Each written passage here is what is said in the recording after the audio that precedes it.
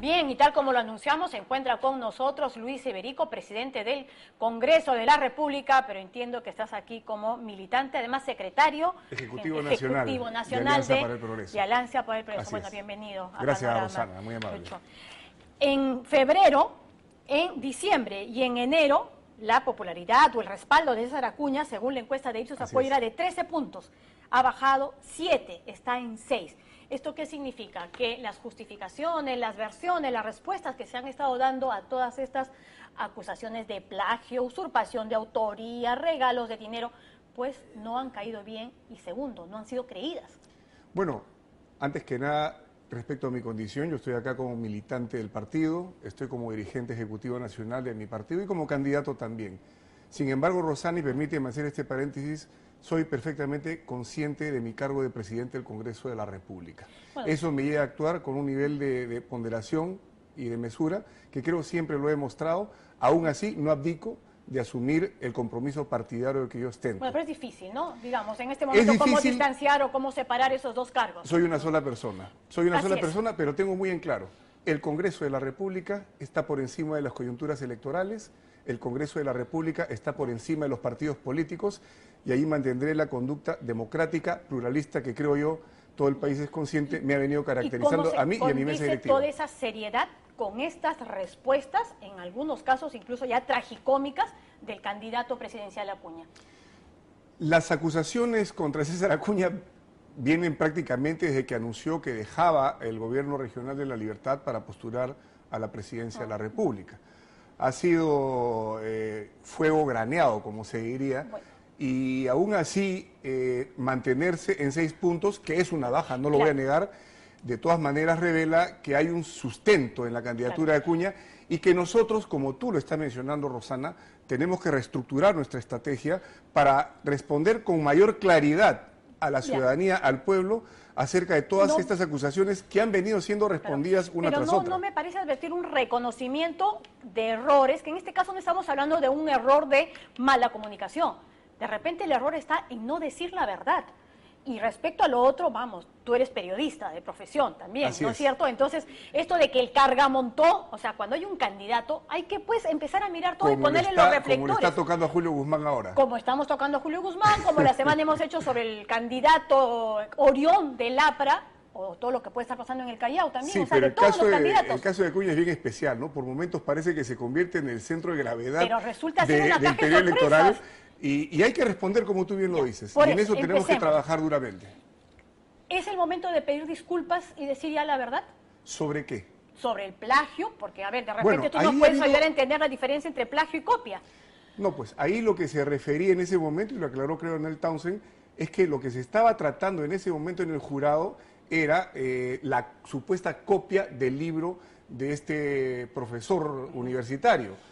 Y habla de copia como pudo hablar perfectamente de una reedición del libro, y a eso se estaba refiriendo. Pero al margen de este tema que es anecdótico, sí se tiene que aclarar, y yo que he tenido ante mis ojos los libros, estoy seguro que ante Indecopio, ante las autoridades judiciales, se va a demostrar que hubo una coautoría del libro en el año 99. Coautoría en el año 90, que fue un error, y el mismo Acuña ha señalado que fue un error aceptar la coautoría. Es cierto, y eso lo ha reconocido. Otoniel Alvarado dice que jamás hablaron de ese tema. Bueno, eso se tendrá que demostrar ante las autoridades correspondientes. Porque él es el que está acusando, yo he escrito, y además es una compilación de varios escritos de él que habían salido publicados, artículos publicados en otros lados. Respeto perfectamente la palabra de Otoniel Alvarado, pero también tiene su palabra César Acuña Peralta. Hay otra versión, hay documentos. Pero no negarás que es una versión que no termina de tener estos visos de verosimilitud. Bueno, ese es un tema, Rosana, de opinión, y yo la respeto. A lo que hay que llegar es a ver los hechos, facts, como dicen los anglosajones. ¿Has visto los libros? Sí, lo que yo ¿Se han dado el trabajo de ver exactamente qué porcentaje de la tesis, por ejemplo, de la Complutense, es plagio o es no citado, pero en tal cantidad que ya resulta siendo un plagio? Es una cantidad sí importante, pero hay que distinguir si se trata de que César Acuña se sentó y dijo, caracho, voy a comenzar a plagiar todo y cambiar de nombres, que a mí no me cabe en mi mente que alguien pueda pensar así, o si se trata en efecto de omisiones. Y ayer Acuña dijo algo que creo yo debió decirlo desde el principio. Estos errores se cometen a la hora de la redacción final. que es confiada a otras personas, lo cual no lo exime de responsabilidad. Porque finalmente, si yo soy el autor de la tesis, tengo que supervisar, yo pongo mi nombre. Y está en la parte del marco teórico. En una tesis doctoral, y permíteme un poquito no extenderme mucho en esto, lo fundamental es la investigación que realiza el doctorando. Y en la parte de investigación, que es donde tú produces un nuevo conocimiento, allí no se encuentra no se encuentran los plagios. En un caso hay casi todo un capítulo que es simplemente la repetición de otros libros. Sí, en el marco teórico. El marco teórico, y yo estoy haciendo mi tesis a por ver, si acaso. A ver, vamos a tratar de entender esa nueva lógica. Entendamos, el marco teórico es la parte en la cual tú consultas una diversidad de autores, como 100 o 200 autores. Procesas y luego planteas tu aporte. Claro. El aporte está en la parte del trabajo de campo de la investigación científica, que es lo fundamental. No quiero decir que con eso tengamos que admitir que lo otro vale. Es un error, es algo que se tiene que ver inclusive en la universidad, pero lo fundamental en una tesis doctoral y una tesis de maestría es qué investigas y cuál es tu aporte al conocimiento. Y ahí no hay observaciones. La Universidad Complutense tendrá que decidir dónde está el centro fundamental de la tesis. Pero lo que está claro es que un amplio sector del país, casi la mitad de los que habían estado adhiriéndose, no le creen. Así es, y tendremos que hacer que le crean hablando con mayor transparencia y hablando con la verdad, como bien lo señalado. Pero con la verdad. Me equivoqué, no me confié, no fui riguroso, muy bien, puede ser. Muchas veces pasa eso con las tesis, a tal punto que hay universidades que te aceptan hasta rangos de supuestas copias o plagios o similitudes, porque hay un margen de error permanentemente. Excedió el margen, notablemente. Lo excedió, eso es una responsabilidad que tendrá que admitir, pero repito, la parte sustancial de una tesis doctoral es tu aporte con un nuevo conocimiento, producto de una investigación que duró 10 años además. A ver, vamos a este otro tema, el tema de la semana. Tú fuiste una de las personas que más luchó contra el fujimontesinismo, el hombre además que entregó el video que finalmente dio lugar a que todo esto se cayera, que todo eso se cayera. ¿Te sientes cómodo con lo de lo que ha dicho Matilde Pinchi Pinchi? ¿Te sientes cómodo al lado de una persona que pudo haber sido un topo?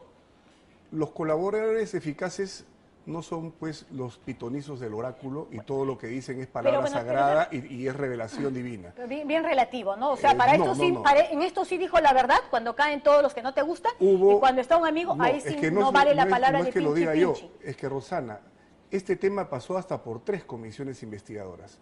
La comisión de Nel Townsend, que claro, ese no era su tema, pero de todas maneras ahí varios congresistas lo vieron. La comisión Herrera también pasó por ahí. Aldo Estrada, una persona con cuyas ideas podemos discrepar, el finado Aldo Estrada, pero que era un hombre derecho, recto, y en ninguna de las 3 comisiones se acusa a César Acuña. Porque cuando los colaboradores eficaces proporcionan información, se cruza, se investiga, se indaga, y si no hay elementos convincentes, se descarta. Y eso fue lo que pasó en el caso. Y en la Fiscalía también. Podría haberse dado el caso de que había tanto por investigar, que de repente también esto pudo haber pasado. Pero eso sería una responsabilidad de las comisiones. Pero yo sí quiero atenerme a los hechos. A los hechos. Se dice que es un topo. Vamos a los hechos. Y llega al Congreso de la República por Solidaridad Nacional.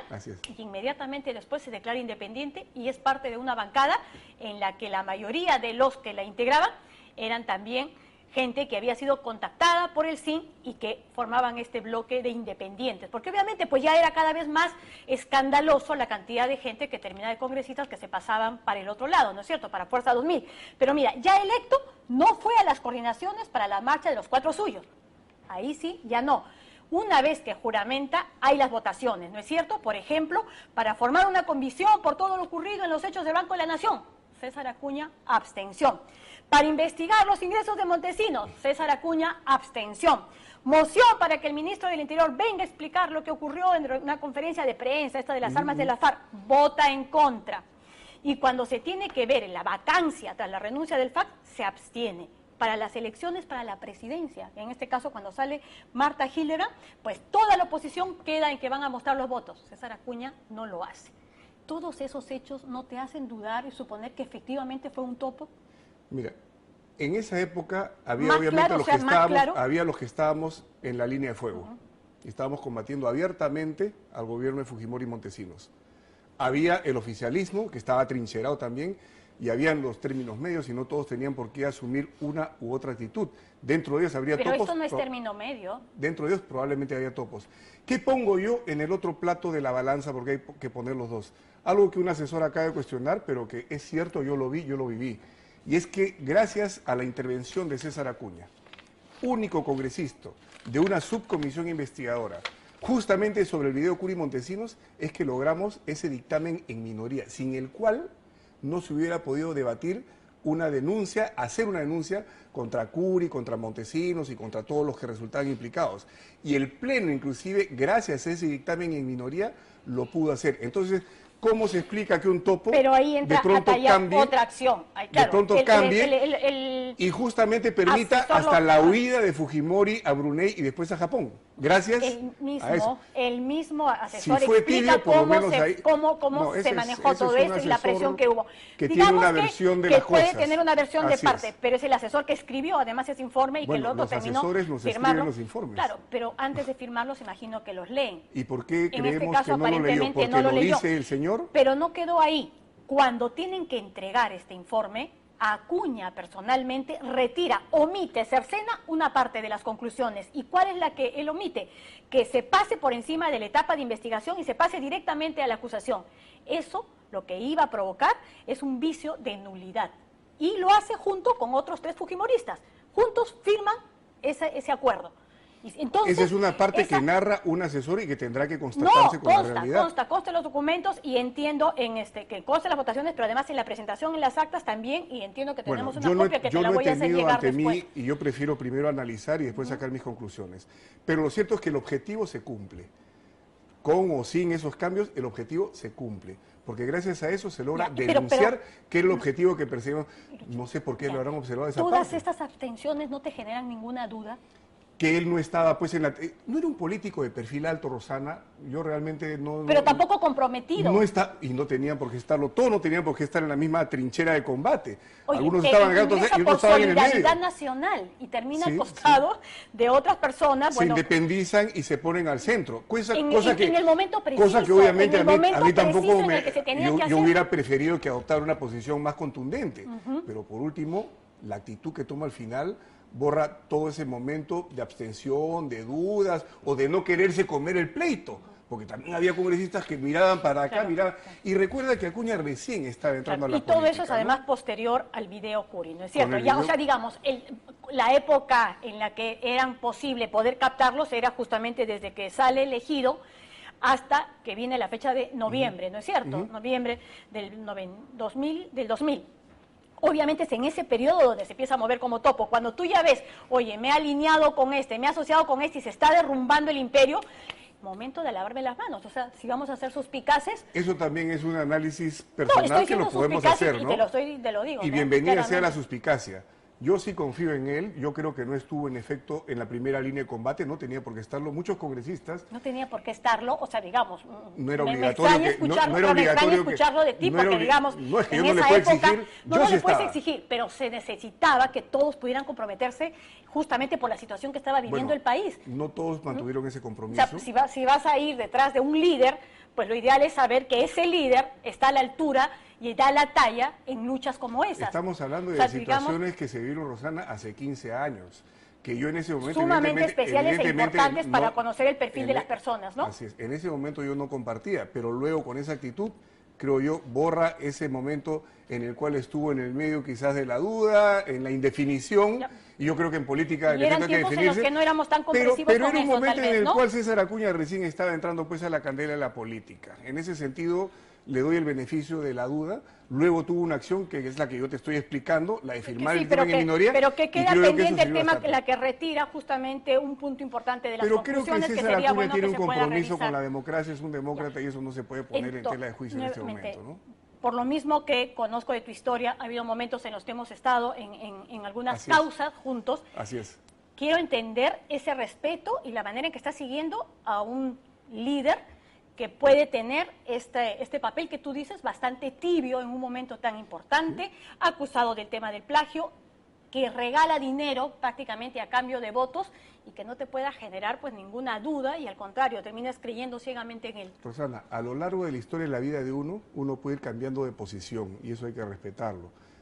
Ha habido muchos políticos que han ido cambiando posiciones que podrían ser hasta cuestionables, inclusive en un momento, y luego, pues, bienvenidos los conversos, ¿no?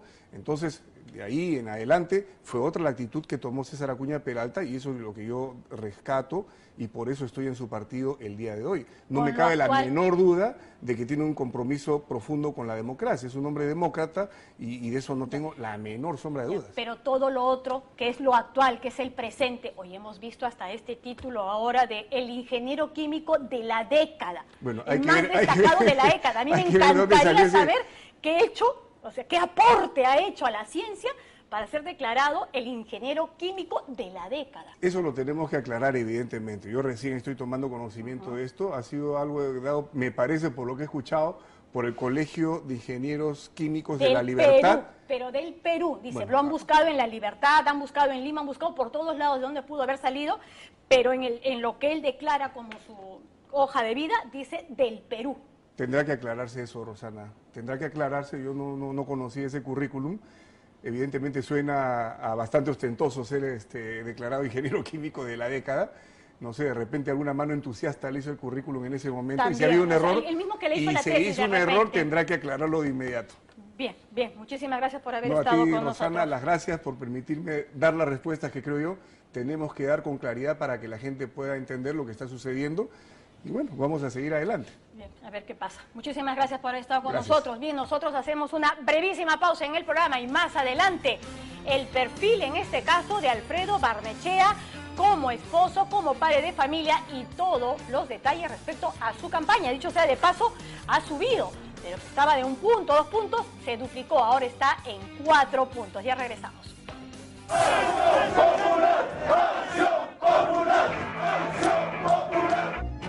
Las verdaderas cifras para él están en calles y plazas, esas que ha comenzado a llenar de adeptos en el interior del país.